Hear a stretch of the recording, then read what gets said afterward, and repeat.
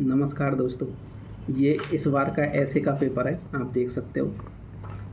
ये मेरे लिए हमेशा से स्ट्रॉन्ग पॉइंट रहा है, इस बार भी शानदार हुआ है। पिछली बार इंटरव्यू कॉल हुआ था तो उसमें सबसे बड़ी भूमिका ऐसे की थी, क्योंकि मेरे को यहाँ पे 20-25 नंबर की बढ़त मिल गई थी। 129 नंबर थे, जबकि आप हाल फिलहाल का एवरेज देखोगे तो 110 105 ऐसा मिलेगा। तो पिछली बार इंटरव्यू कॉल होने में मेरी सबसे बड़ी भूमिका इसी पेपर की थी, और इस बार भी अच्छा गया है, नंबर अच्छे आने की उम्मीद है। बाकी दोस्तों, आपको मैं इसमें जो मैंने बना रखे ये 6 पॉइंट है टोटल, उनको बताऊंगा, आप नोट कर लेना। आपको कहीं पे भी ऑफलाइन या ऑनलाइन ऐसे के लिए दिक्कत नहीं आएगी। लेकिन उससे पहले आपको एक ज़रूरी सूचना दे देता हूँ। जो ऑफलाइन मेंटरशिप प्रोग्राम है वो 1 अक्टूबर से हमारा चालू हो चुका है। बाकी ऑनलाइन भी अब शुरू करने जा रहे हैं। ऑफलाइन की सफलता को देखते हुए और आपके फीडबैक को देखते हुए ऑनलाइन भी शुरू कर रहे हैं, तो आप चाहे तो ज्वाइन कर सकते हैं। फीस वगैरह आप जितनी बोलोगे उतनी रखेंगे, जितने भी इंटरेस्टेड होंगे उनका एक ग्रुप बना देंगे, और जितना भी आप बोलेंगे उसी हिसाब से फिर फीस रहेगी। फीस की कोई दिक्कत नहीं है, बस इतना सा है कि सीरियस स्टूडेंट को थोड़ी छटनी हो जाएगी, नॉन सीरियस स्टूडेंट और सीरियस स्टूडेंट। बाकी दोस्तों, क्या होता है कि जैसे किसी का लास्ट अटेम्प्ट है, किसी का फर्स्ट अटेम्प्ट है, तो समस्या अलग अलग है तो समाधान भी अलग होगा। सबको एक जैसी सॉल्यूशन नहीं दे सकते ना अपन।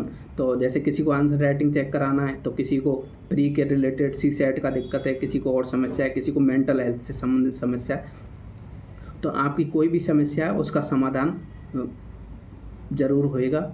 बाकी आप अपने दोस्त जैसे 2 दोस्त हैं, आपका समान लेवल है, और वो किसी भी कोचिंग में एडमिशन लेगा, और आप अगर मेरे मेंटरशिप में ज्वाइन करोगे तो आपको ये मैं वादे के साथ कह सकता हूँ कि आप उससे बेहतर स्थिति में होंगे, बहुत बेहतर स्थिति में। आप तुलना करके देख लेना खुद से।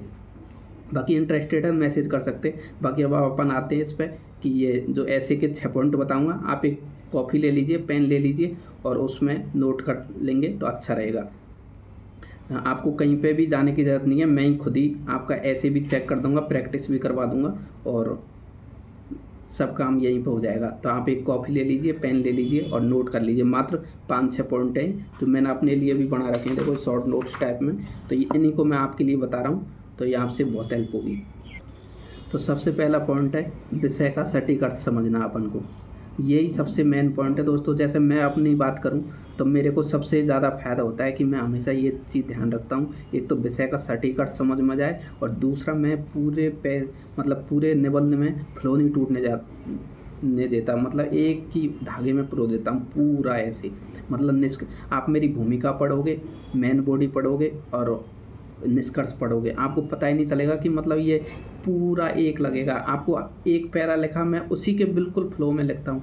तो मतलब अगर एग्जामिनर में मेरा कहीं से भी पढ़ना शुरू कर दिया ना मेरा ऐसे, तो उसको पूरा पढ़ना ही पड़ेगा, और पढ़ लिया एक बार तो फिर उसके नंबर देने ही पड़ेंगे। तो मेरी जो सबसे मजबूत चीज़ है ना, ऐसे में स्ट्रॉन्ग चीज़ है, मैं कभी भी ऐसे में फ्लो नहीं टूटने देता। तो आप भी कोशिश कीजिए, फ्लो ज़रूर बढ़ाएं।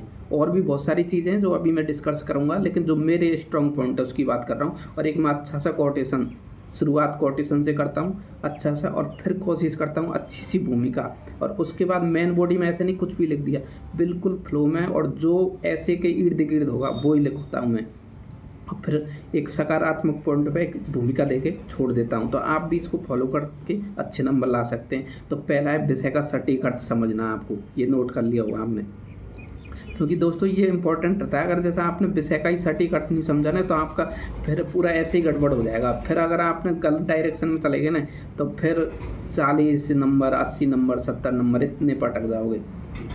दूसरा है बिंदुओं की खोज करनी है। एक ओवरऑल अपन को देख लेना है, हाँ भाई, अपन को पहले ही एक ब्लूप्रिंट तैयार कर लेना है कि हाँ ये चीज़ आएंगी इसमें। पहले ही अपन को लास्ट में रबर के लिए एक पन्ना आता है, उस पर रबर कर लेना है, और अपन को लिख लेना है हाँ भाई भूमिका में ये लिखूंगा, मेन बॉडी में ये, निष्कर्ष ये। तो पहले ही एक अपन को एक ब्लूप्रिंट तैयार कर लेना है, मतलब एक रूपरेखा तैयार कर लेनी है। उसके बाद यही इंट्रोडक्शन जो मैं आपको पहले बता चुका हूँ। और एक चीज़ ध्यान रखना, जैसे ये फिलोसफिकल ऐसे आते हैं ना, तो उसको अपन को समझा देना है। जैसे भूमिका लिख दी, उसके तुरंत बाद अपन को समझा देना है अच्छे से कि ये चीज़ पूछना चाह रहा है, ताकि एग्जामिनर को पता चल जाए हाँ भाई इसको ऐसे समझ में आ गया। ये जो फिलोसफिकल ऐसे हैं उनकी बात कर रहा हूँ। फिर एक अच्छी सी मेन बॉडी लिखनी है, ये 5वां पॉइंट हो गया। और एक निष्कर्ष, अच्छा सा निष्कर्ष, वो सकारात्मक पॉइंट पे छोड़ना है आपको, ज़रूर ध्यान रखना ये चीज़। Thank you.